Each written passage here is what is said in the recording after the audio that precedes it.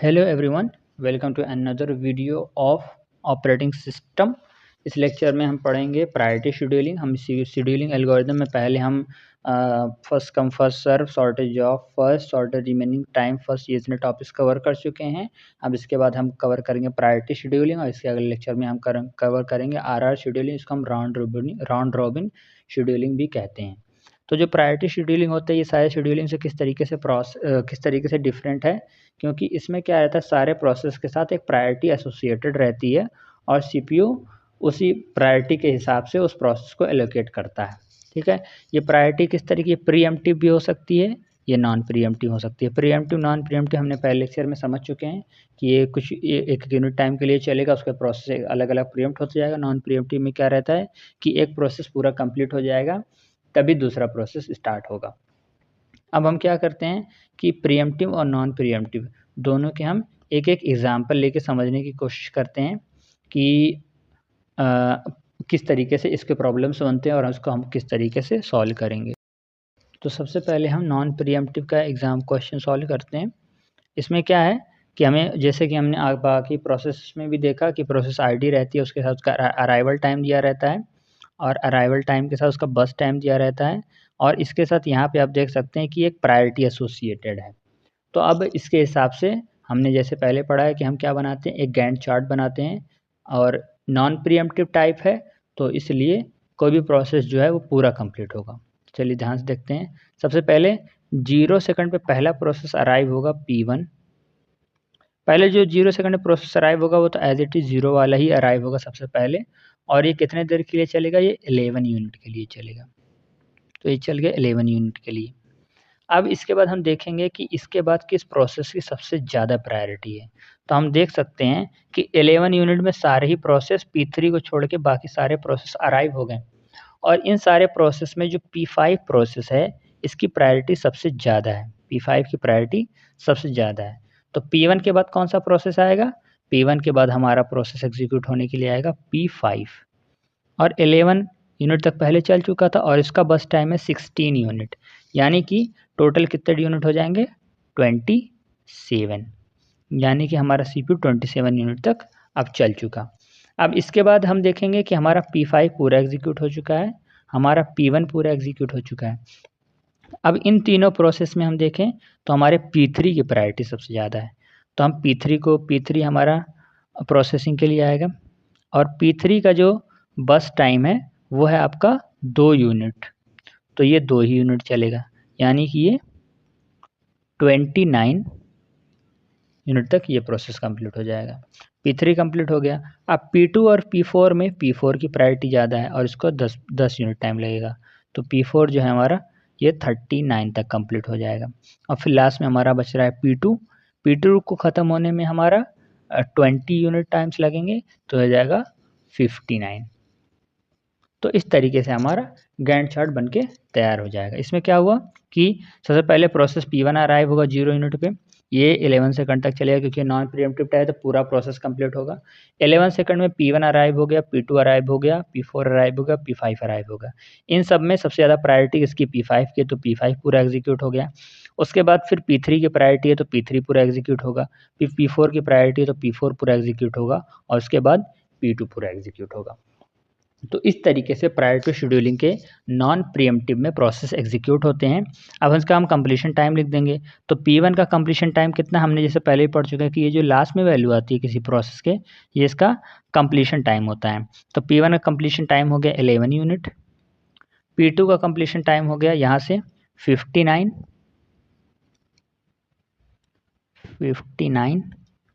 और P3 का completion time हो गया आपका 29, P4 का हो गया आपका 39 और P5 का हो गया आपका 27। तो इस तरीके से हमारा इसका कंप्लीशन टाइम निकल गया। अब हमने टर्न अराउंड टाइम के लिए पहले ही पढ़ चुके हैं कि CT - 80 करने से हमारा टर्न अराउंड टाइम निकल जाता है, जो कि आ जाएगा 11:54, ये आ जाएगा आपका 17, ये आ जाएगा 37 और ये आ जाएगा 18। तो ये हो गया आपका टर्न अराउंड टाइम। और वेटिंग टाइम के लिए टर्न अराउंड टाइम माइनस बस टाइम कर देते हैं, तो हो गया 0, ये हो गया आपका 34, ये हो गया आपका 15, ये हो गया आपका 27 और ये हो गया आपका 2। ठीक है, तो इस तरीके से हमारा WT निकल गया। अब जैसे ये क्वेश्चन में पूछता है कि एवरेज TAT निकालो या एवरेज WT निकालो, तो हम क्या करेंगे, एवरेज TAT निकालो या एवरेज WT निकालो, तो हम क्या करेंगे, इस सारे प्रोसेस को जोड़ के, जैसे इसको हम पूरा जोड़ दिया और हम 5 से डिवाइड कर देंगे, और एवरेज WT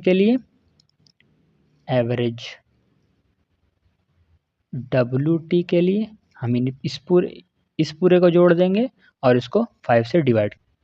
तो ये ऐड करने पे ये वैल्यू निकल के आ जाएगी 137, और WT पूरा ऐड करने पे निकल जाएगा 78। अब इसको हम 5 से डिवाइड कर देंगे तो एवरेज WT और एवरेज TAT निकालेंगे।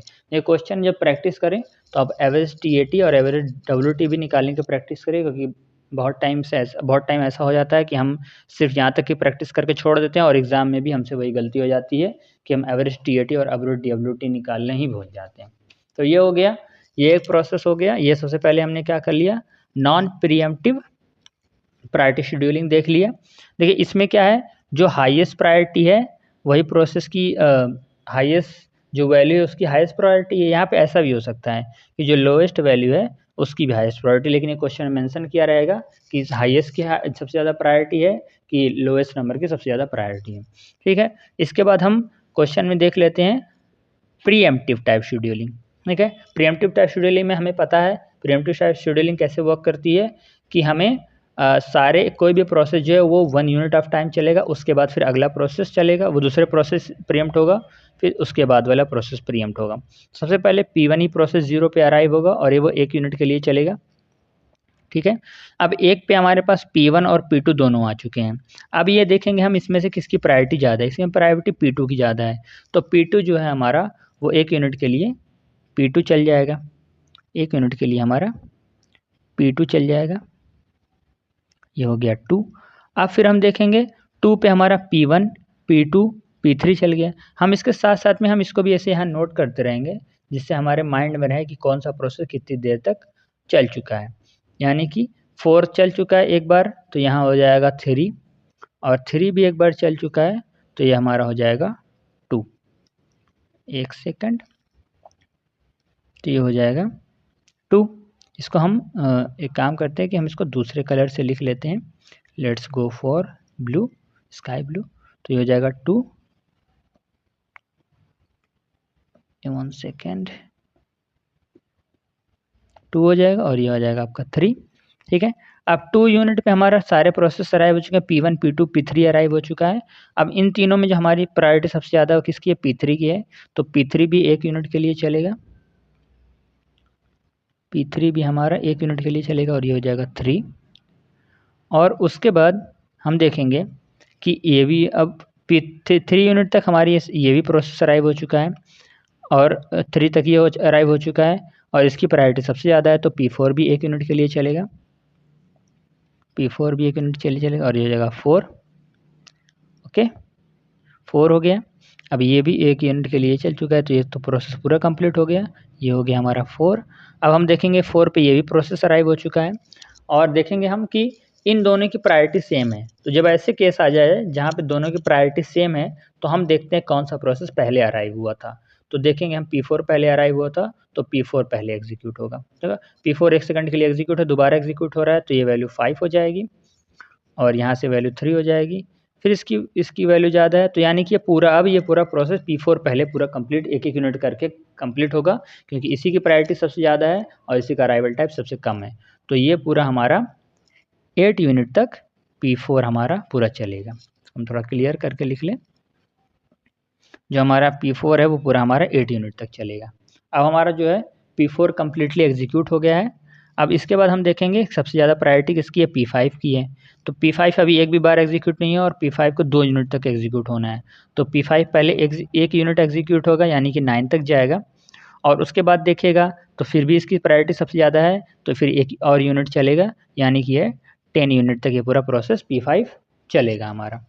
ओके, P5 अब हमारा P5 कंप्लीट हो गया। अब हम देखेंगे इन तीनों में हम देख सकते हैं कि सबसे ज़्यादा प्रायोरिटी किसकी है, P3 की है। P3 लेकिन हमारा क्या हो चुका है, पूरा चल के कंप्लीट हो चुका है। अब हमारा 2 है, इन दोनों में P1 की प्रायोरिटी ज़्यादा है, उसको 2 यूनिट चलना है P2 की, तो P2 हमारा 2 यूनिट के लिए चलेगा और ये भी प्रोसेस चल के कंप्लीट हो जाएगा। फिर हमारा P1 बच रहा है, P1 को हमारा कितना चलना था, P1 हमारा पहले 1 चल चुका था, 3 बचा था, तो 3 ये भी चलेगा, यानी कि 15 तक। ठीक है, तो इस तरीके से हमारा प्रीएम्प्टिव शेड्यूलिंग में ये प्रोसेस कंप्लीट होते हैं। ठीक है, मतलब एक बार फिर से समरी ले लेते हैं कि इसमें ऐसा होगा कि सबसे पहले 1 यूनिट चलेगा, फिर अगला प्रोसेस है, फिर उन्होंने प्रायोरिटी चेक होगी, जिसकी प्रायोरिटी ज़्यादा होगी, फिर वो 1 यूनिट के लिए एग्जीक्यूट होगा, फिर प्रायोरिटी चेक होगी, फिर जिसके, और अगर ऐसा केस आ जाए जहाँ पे प्रायोरिटी सेम आ जाए तो जिसका अराइवल टाइम कम, यानी जो प्रोसेस पहले अराइव हुआ है वो पहले एग्जीक्यूट होगा। ठीक है, अब फटाफट से हम इसका कंप्लीशन टाइम देख लेते हैं। तो देखते हैं हम कौन सा प्रोसेस सबसे लास्ट में कंप्लीट, मतलब P1 यहाँ भी है, P1 यहाँ भी है, तो P1 लास्ट में एकदम फाइनली कब कितने यूनिट पे कंप्लीट हो रहा है, 15 पे। तो इसका जो कंप्लीशन टाइम निकल के आएगा वो निकल के आएगा 15। ऐसे ही देख सकते हैं हम P2 का निकल के आएगा 11, P3 का निकल के आएगा 12 और P3 का निकल के आएगा, P2 का निकल के आएगा 12, P3 का निकल के आएगा 3, P4 का निकल के आएगा 8 और P5 का निकल के आएगा 10। हम यहाँ से इसको देख सकते हैं, P2 का निकल के आया है 12, P3 का यहाँ पे 3 है, P4 का 8 है एंड P5 का 10 है। इस तरीके से हमने इसका कंप्लीशन टाइम निकाल दिया। टर्न अराउंड टाइम के लिए CT - 80 कर देंगे, तो ये निकल के आ जाएगा हमारा 15, 11, 1, 5 और ये हो जाएगा 6। तो इस तरीके से हमारा टर्न अराउंड टाइम निकल जाएगा। वेटिंग टाइम के लिए T80 - BT करेंगे, तो जो ये पहले वाली वैल्यू थी, यानी कि यहाँ आ जाएगा 11, यहाँ आ जाएगा 8, यहाँ पे आ जाएगा 0, 0 और यहाँ आ जाएगा 4। ठीक है, हम नॉन प्रीएम्प्टिव टाइम में हम एक और चीज़ देखते थे, पहले भी हम देख चुके हैं। प्रीएम्प्टिव टाइम में हम रिस्पॉन्स टाइम को भी कैलकुलेट करते हैं। रिस्पॉन्स टाइम यानी कि प्रोसेस सबसे पहले कब प्रोसेस एग्जीक्यूट होना स्टार्ट किया और उसका अराइवल टाइम से सब्ट्रैक्ट कर देते हैं। तो इसका हो जाएगा 0। P2 हमारा सबसे पहले 1 यूनिट पे आया था और 1 पे ही अराइव हुआ है, तो इसका भी रिस्पॉन्स टाइम 1 - 1 0 हो गया। P3 हमारा 2 पे अराइव हुआ, उसका भी अराइवल टाइम 2 है, तो 2 - 2 0 हो गया। P3 का भी 0 हो गया और P4 हमारा 3 पे अराइव हुआ और 3 का इसका भी है, तो ये भी 0 हो गया। P5 हमारा 8 पे एग्जीक्यूट होना स्टार्ट किया, लेकिन इसका अराइवल टाइम 4 है, तो इसका रिस्पॉन्स टाइम हो गया 4 यूनिट। ओके, तो इस तरीके से हमारा ये प्रीएम्प्टिव टाइप का भी क्वेश्चन इस तरीके से बनते हैं। तो ये हो गया नॉन प्रीएम्प्टिव, ये हो गया प्रीएम्प्टिव। अब हमें निकालना रहेगा एवरेज T80। हम इसकी वैल्यू को, ये पूरी वैल्यू को ऐड करके 5 से डिवाइड कर देंगे और WT निकालना होगा। हम इसको भी पूरा कैलकुलेट करके वैल्यू को पूरे सम करके 5 से डिवाइड कर देंगे। इसको आप पूरा कंप्लीट करिए, जिससे ये रहे कि हमारी जो प्रैक्टिस रहे वो बनती रहे। तो ये हो गया हमारा प्रायोरिटी शेड्यूलिंग, जिसमें एक टॉपिक एक हो जाता है अपना प्रीएम्प्टिव और नॉन प्रीएम्प्टिव, दोनों टाइप रहते हैं इसमें। इसके बाद जो हमारी नेक्स्ट शेड्यूलिंग एल्गोरिदम आती है वो होती है हमारी राउंड रॉबिन शेड्यूलिंग एल्गोरिदम, जिसको हम नेक्स्ट लेक्चर में कवर करेंगे। तब तक अगर किसी को इस प्रॉब्लम में कोई भी डाउट है या फिर मेरे समझाने में आपको कुछ प्रॉब्लम आए, तो मेरे को कमेंट सेक्शन में ज़रूर बताएं, ताकि मैं उस चीज़ को अगले लेक्चर में सॉल्व कर सकूं। Okay, thank you.